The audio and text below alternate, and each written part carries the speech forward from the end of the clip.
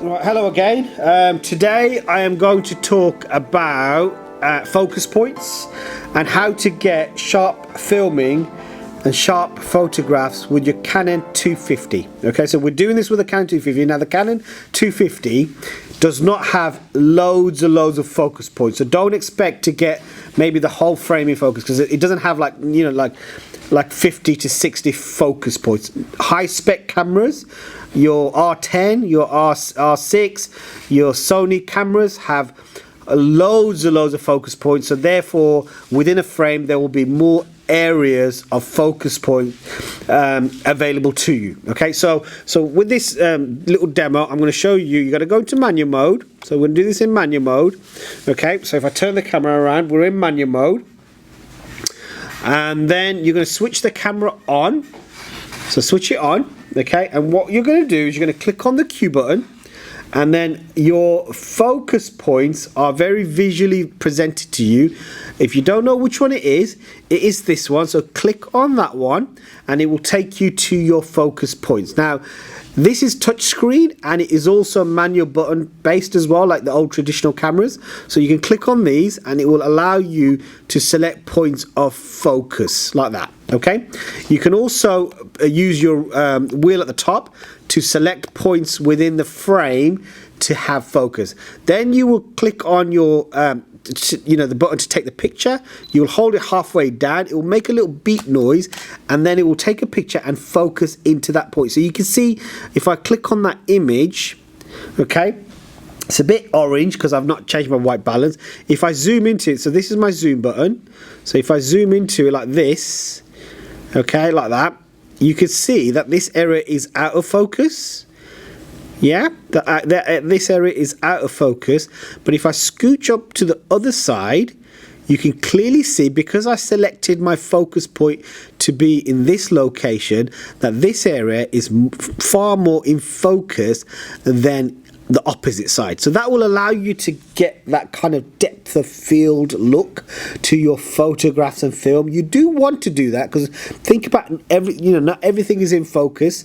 Some things are out of focus. When you look at something, you really focus your eyes on a certain subject, and other things will be out of focus. So there is that realism that you should have. Not everything should be in focus.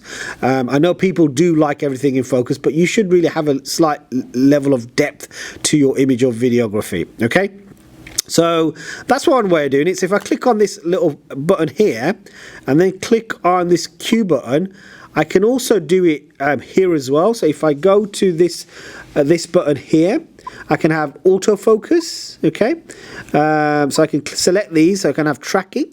So what tracking does, it tracks an object. So if I select that one and I move my finger and I select it, move it around, it should track it. Can you see that?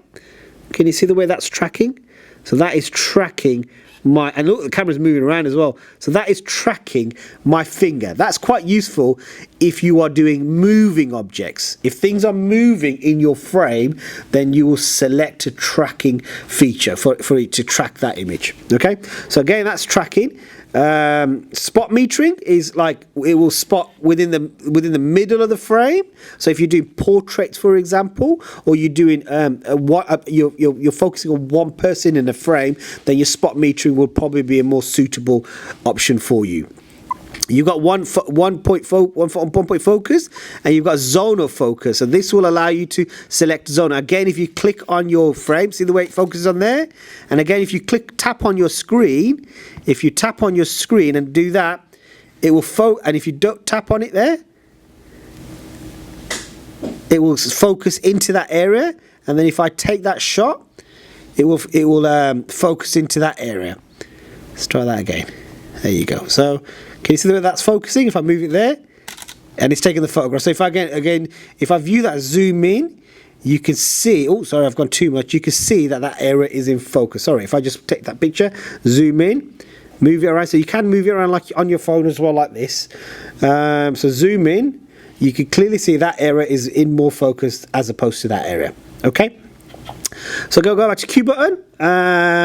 You've got AF focus, you've got one shot focus, you've got a spot metering, and you've got obviously these are like your file sizes, so we don't need to worry about that. So your focus points are there, or you can do it this way and click on this, click on the Q button, click on that, and then focus manually without the visual in the background, like this as well. Okay, so you've got multiple ways of focusing your frame. Use the one that you prefer.